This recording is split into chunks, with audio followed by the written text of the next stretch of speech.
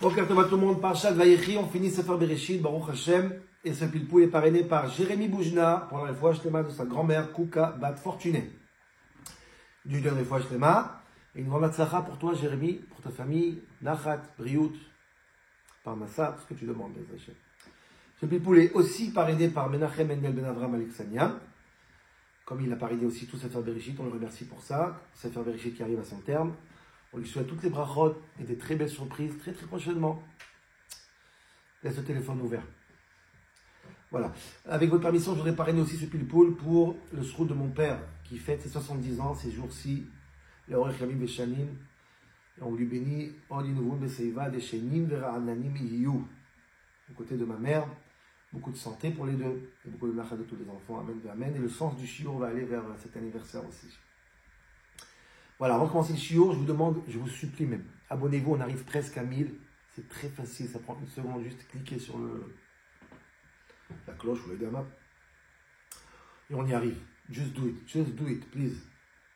Ok, donc, mettez-vous sur Perek Memchet, Perek Netet, Perek Nun, dans Sefer Bereshit, on finit par Parashat Vayechi, et c'est les brachot de Yaakov. La fin, c'est un shiur majeur, pas seulement pour Parashat Vayechi, pour tout Sefer Bereshit et pour la création du peuple juif. Yaakov est très vieux, va mourir. Yosef vient chez son père. Et Yaakov lui prépare une magnifique surprise. Il prépare à son fils. Quelle surprise il prépare à son fils? Il lui dit comme ça.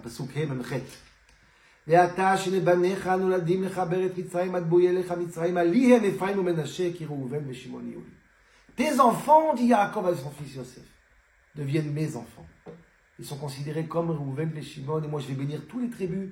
Je les bénis aussi parce qu'ils font partie des tribus. Quelle bonne nouvelle. Quelle nouvelle extraordinaire. Qu'est-ce qu'on peut demander de plus? C'est magnifique, ils deviennent des shvatim. Incroyable. Et ensuite, les tzokim continuent, j'avance vite.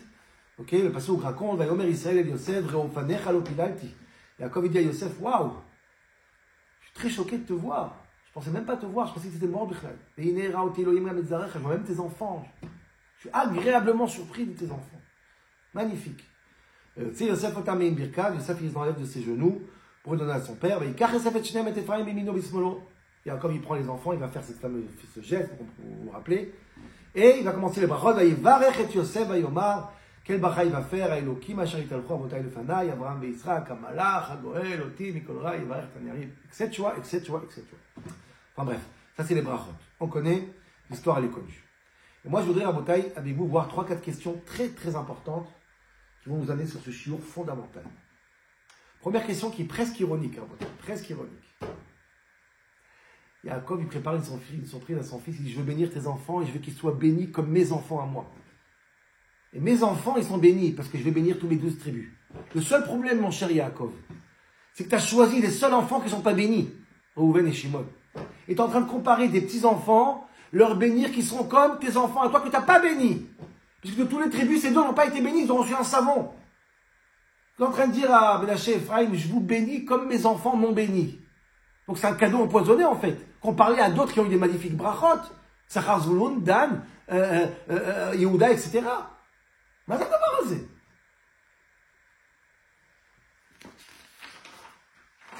Deuxième chose, Yaakov il dit à Yosef, Reo panecha lo filalti. Si je te vois, je me dis, mince, c'est incroyable. Je suis surpris de te voir, je pensais même pas te voir. Et même tes enfants, waouh! Je pensais pas voir tes enfants. Alors, ça fait 17 ans que tu es en Égypte. Cette phrase va dire à 17 ans, pas maintenant. Tous les jours, tu es avec eux, les enfants et les petits-enfants. Faites un repas de Shabbat tous les Shabbats ensemble. Rachid dit que tu étudies la Gemara avec ton petit-fils Ephraim tous les jours. Ma Corée. Oh, 17 ans de retard.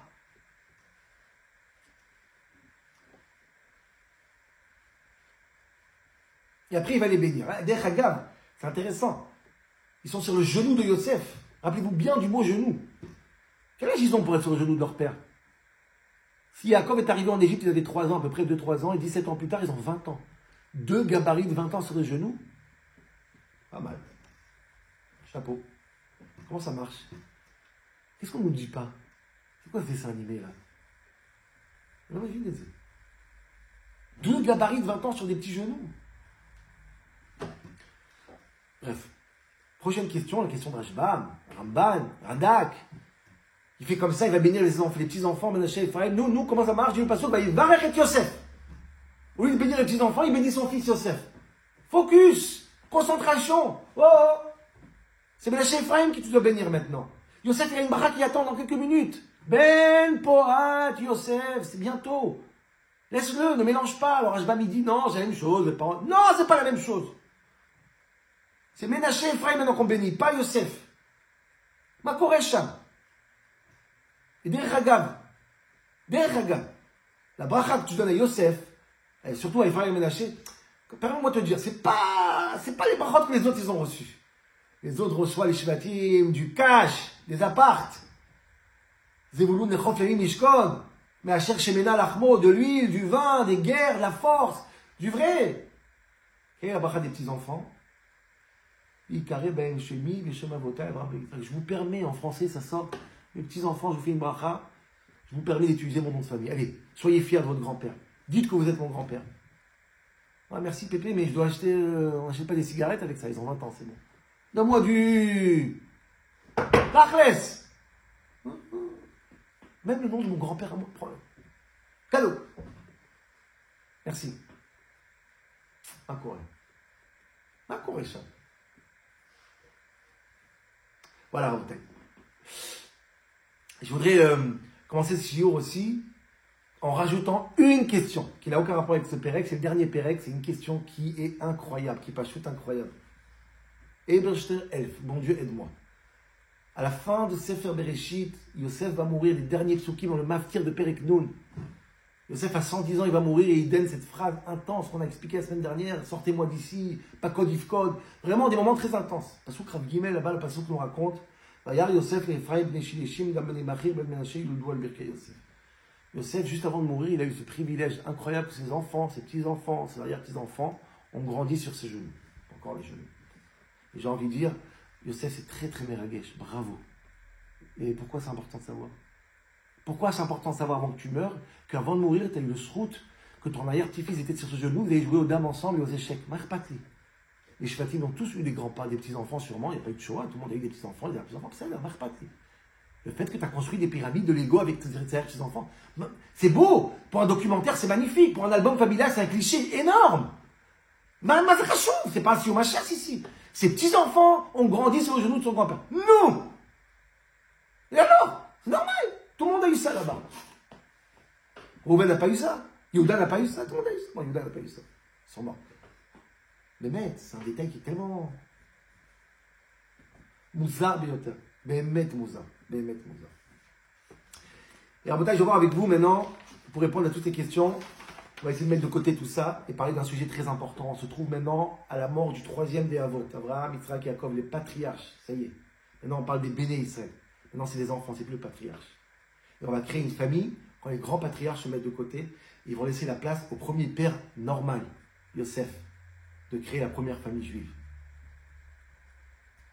Et le grand shiur de cette semaine, c'est comment être un père, comment être des parents, comment Yaakov y bénit ses enfants, son fils. Je voudrais rentrer avec vous dans cette notion du rôle des parents vis-à-vis des enfants.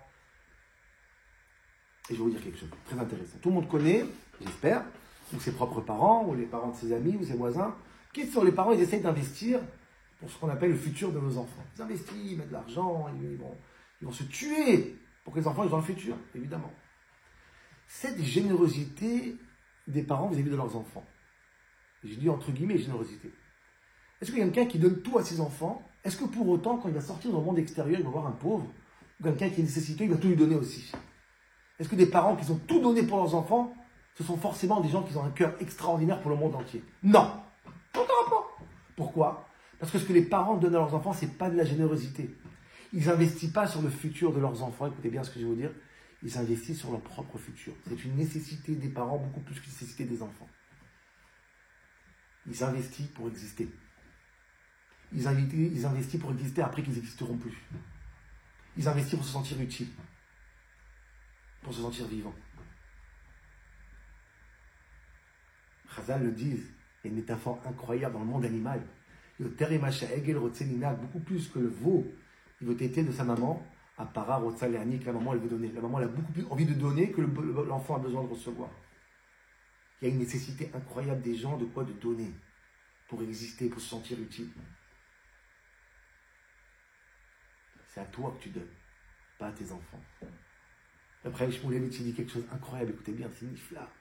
La fameuse histoire des deux bébés, des deux prostituées qui volent le bébé. Avec Shlomo Amelach qui veut couper le bébé en deux, rappelez-vous. Chaque mère, elle dit, c'est mon fils, c'est mon fils. Demande le Praïm. La mère qui a volé le gosse. À quoi ça sert? À quoi ça sert? Tu vas gagner le tribunal. Ok, tu sais que c'est pas ton gosse, mais il est. Quel sentiment tu auras envers lui? Dirait Praïm, elle ne cherche pas à donner un gosse à une mère à cet enfant. Vous savez ce qu'elle cherche, cette mère? Elle cherche à être vivante, à exister, se sentir utile. Elle cherche quelqu'un qui va recevoir son expérience, qu'elle pourra donner, qu'elle pourra partager, qui aura besoin d'elle. Elle a besoin de ça pour se sentir vivante. Nos sages disent quelqu'un qui n'a pas d'enfant se sent mort. Rachou Kemet. Ça veut dire que les enfants donnent un sens et une vie aux parents. Donc quand les parents ils donnent pour eux. La preuve c'est que des enfants, Dieu nous en préserve, des parents qui n'ont pas d'enfants, Dieu nous en préserve, ils vont aller dans le monde entier pour trouver une solution pour faire des enfants. Si c'est la générosité, quand moi je vois un pauvre, je suis généreux, je lui donne 10 euros avec plaisir. Si je ne trouve pas de pauvre, je ne vais pas aller chercher en Australie le pauvre. Si les parents, si la mère va dans le monde entier pour faire des enfants, ce n'est pas pour donner la tzedaka à ses enfants. Elle a besoin de ça pour elle. C'est une nécessité des parents. Les gens, ils ont besoin de ça. C'est comme ça que j'existe. C'est comme ça que je me sens vivant. Et d'ailleurs, je vais vous dire quelque chose, Raboda. Écoutez bien ce que je dis. Écoutez bien cette histoire. La majorité des parents sont frustrés qu'il n'y a pas de retour des enfants. J'ai tout donné pour mon fils. Il n'a aucune reconnaissance. C'est une ingratitude. Et je vais vous dire, chers parents, au fond, le gosse, il sait quelque chose qu'il n'a même pas peut-être conscience qu'il sait. Il sait que tout ce que tu lui as donné, en vérité, tu as donné pour toi. Tu as investi dans ton futur. Des fois, ça va tellement loin cette histoire que des fois, les parents, ils investissent tellement dans l'enfant, et ils donnent toute leur vie. Et des fois, ça va même contre l'intérêt de l'enfant lui-même. Parce que c'est eux qui veulent un futur. C'est eux qui veulent exister. Des fois, même sur le compte de l'enfant. C'est une banalité totale. Je ne dis pas que c'est pas important, vous allez voir tout de suite c'est quoi le rôle des parents. Il faut bien comprendre ça. Que dans le monde des parents, on peut être les avils comme le monde des animaux, c'est-à-dire la volonté obsessionnelle de donner comme la vache a besoin de donner à son fils. C'est pas ça qui permet le futur de tes enfants. Qu'est-ce qui permet aux parents de créer un futur aux enfants? Pas ça. Ça crée un futur aux parents, pas aux enfants. Et de la frustration. Et l'effacement de l'enfant souvent. Vous savez qu'est-ce qui permet d'avoir un futur aux enfants? Comment les parents créent un futur pour les enfants? Je vais vous dire cette phrase qui a l'air tellement bizarre. Mais ça, c'est vraiment le shiur de cette semaine. Le grand shiur de Yaakov Avinu. La grande bracha Yosef. Tu veux que tes enfants, ils ont un futur. Tu veux que tes enfants investissent dans leur futur. Deviennent quelqu'un. Offre-leur quelque chose qu'aucun animal peut offrir à son fils. Un grand-père. Des grands-parents. Offre à ton fils des grands-parents, à ta fille des grands-parents. Assois ton fils sur les genoux de tes parents.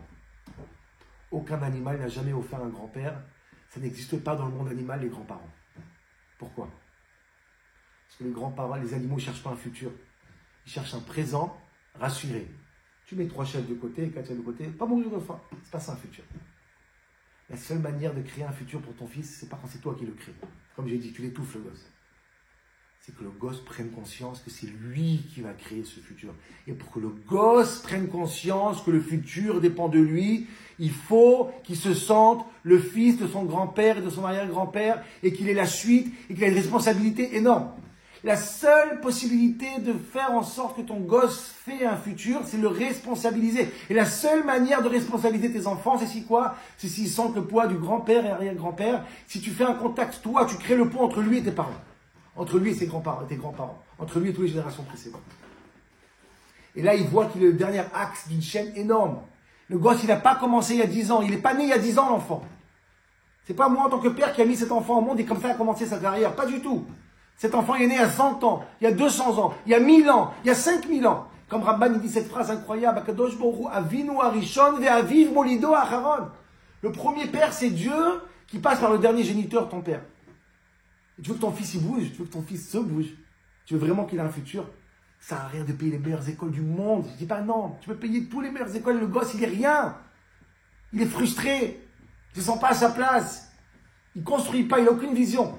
Pour qu'il ait une vision, il faut quoi? Il faut qu'il connaisse son grand-père. Il faut qu'il comprenne quel est l'enjeu. Et pour comprendre l'enjeu, il faut responsabiliser. Je répète, pour responsabiliser, il faut qu'il soit assis sur le genou du père, de son grand-père. Le genou de ses grands-parents, de ses arrière-grands-parents. Il voit que tout le monde le regarde. Et là, il comprend le poids qu'il a. Toi, en tant que père, tu dois être le pont entre ton fils et tes parents. Vous, en tant que parent, vous devez être le pont entre le présent de ce gosse jusqu'à Kadosh Baruch Hu. Ishva, Kadosh Baruch Hu, Kibud Orim, et Kibud Avim, Kibud Kadosh Baruch Hu. Vous savez pourquoi leur fils il est reconnaissant envers son père? C'est parce qu'il lui a donné. Ça, en général, c'est le contraire. Parce que son père lui a expliqué qu'est-ce qu'il est. Pas qu'est-ce qu'il doit devenir. Pas comment il doit devenir. Qui il est vraiment. Et ça, c'est quand il a fait connaissance avec son père. Son grand-père. On a un grand-père. Bien. Il n'y a que ça qui marche.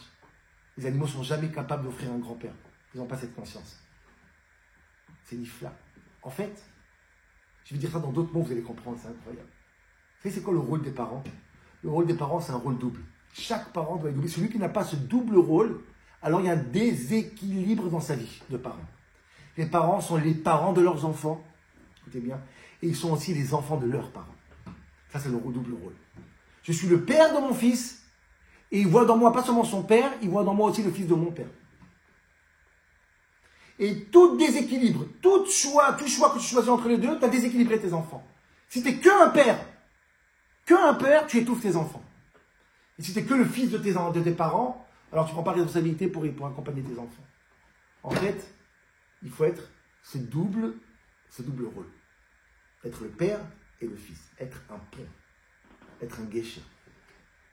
Prendre tes enfants et les mettre sur le genou de ton grand-père et tes parents. Zéro.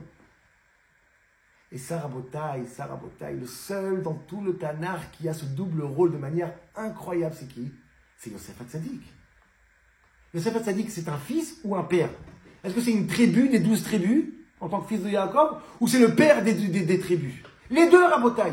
Il est d'un côté, il fait partie des 12 tribus, donc le fils de Yaakov. De l'autre côté, il est le père, il fait partie des Havot, puisqu'il a des enfants qui sont des tribus. Et là, Yosef va jouer un rôle, grâce à Yaakov, d'être en même temps le père des tribus, en même temps le fils. Et Yaakov va faire la bracha, Yosef, Yesimcha, il va dire à Yosef, je veux que tes enfants, Ménaché, Ephraim, Kéréouven, et Shimon, Yuli, mes petits-enfants deviennent mes enfants, c'est incroyable. C'est que comme ça qu'ils vont devenir quelque chose. Que les petits-enfants se sentent les enfants du grand-père, du arrière-grand-père, c'est incroyable. Réhouven et Shimon, Yuli. Et Réhouven, Shimon, pas Issachar, Zvouloun. Réhouven et Shimon, c'est les seuls qui n'ont pas reçu rien du tout, pas d'argent, pas d'investissement, pas de grande école. Au contraire, ils ont reçu un savon, ils ont reçu une conscience.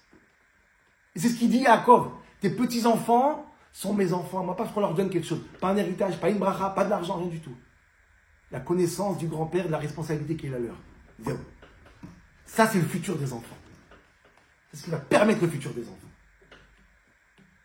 Nifla. Kérouven et Shimon.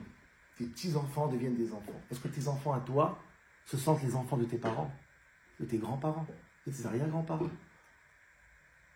Ou c'est juste une photo pour mettre à la maison? Est-ce que tu les as assis une fois sur le genou de ton grand-père? Est-ce qu'ils se sont sentis son fils? Et Sarah Botaï, c'est le grand chiour de Yaakov. C'est pour ça qu'il a remarqué, Yaakov avant de mourir, il dit, Reo fanecha lo filalti. Yaakov avant de mourir, c'est vrai que ça fait 17 ans que je suis avec vous. Mais juste avant de mourir, je suis en train de te dire, on a réussi le coup. Pas seulement que je vois toi, Yosef, je vois tes enfants à toi. Et si je vois mes petits-enfants, si j'étudie avec Ephraim tous les jours à la yeshiva, c'est parce que j'ai réussi, tu as réussi à faire en sorte que tes enfants à toi sont mes enfants à moi. Les gars, je vois tes enfants. Ils sont comme mes enfants. Baruch Hashem, le futur est assuré, je peux mourir. Je peux mourir. C'est pour ça qu'il y a marqué Vayevarech et Yosef. C'est une bracha, Yosef. C'est une bracha pour le père, qu'il arrive à être un pont, qu'il arrive à jouer ce double jeu, qu'il ne perd pas son temps dans encore de l'argent, et encore une PlayStation, et encore des habits, encore des écoles, encore de l'argent, encore gâté, et devenir un mur entre le passé et le futur, et l'enfant ne devient rien du tout. C'est le père qui sent bien qu'il a fait quelque chose pour ses enfants. Incroyable. Nifla. Nifla.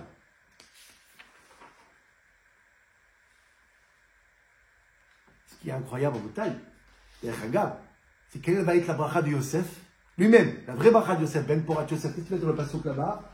Birkot Shamayim Me'al, Birkot Teom, Romet Setachat, Birkot Shadayim Baracham. C'est quoi la bracha de Yosef? Dit Rashi, Birkata de Abba ou de Ima. Yosef aura la bracha de la fertilité parce que ça sera le père exemplaire, le père qui est fils, le pont Les parents pensent, c'est ça Yosef. C'est ça la bracha de Yosef, c'est la force de Yosef. Et c'est pour ça, Rabotaï, on finit le dernier pasouk pratiquement Sefer Bereshit. Le pasouk nous raconte, Vayar Yosef l'Ephraim benei shileishim.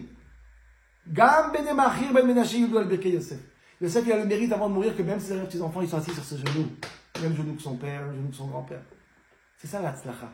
Quand tu sens que tes petits-enfants, tes arrière-petits-enfants, ils sont tes enfants d'ailleurs. Même dans la halacha, qui bouddha vahem, dans la halacha, le Rama, il dit, il faut respecter ses parents et ses grands-parents.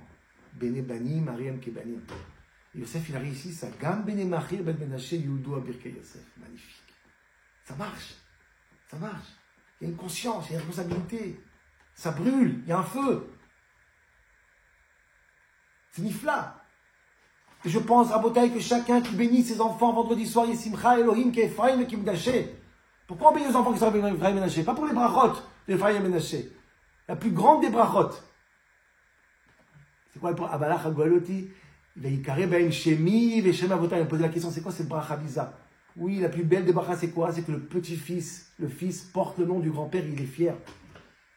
C'est ça qu'on bénit nos enfants, Yisimcha, Elohim, Kephraim, Kemtaché, que vous sentez Kérouven Veshimon. Que vous sentez que vos arrière-grands-pères, c'est vos parents. C'est ça la plus belle des brachot. La plus belle des brachot. Qu'on bénit à nos enfants. Et chaque vendredi, on va prendre nos enfants, on va les installer sur les genoux de nos parents et de nos grands-parents. Je profite encore une fois pour dire, à mes parents. Et je le souhaite, Bezrat Hashem, de prendre mes enfants, que se sentent que mes parents et mes grands-parents se sentent dans leurs genoux, sont concernés comme un fils, qui Réhouven, Veshimon, Yuli. Et à ce moment-là, on sait pourquoi on se réveille le matin. On sait pourquoi la responsabilité qu'on a. Pourquoi on se bat. Où on veut arriver. On n'est pas des animaux. On ne cherche pas le lait de la mer. On cherche comment, par nos parents, retrouver nos grands-parents. Par nos grands-parents, retrouver la raison d'être de nos arrière-grands-parents. Voilà.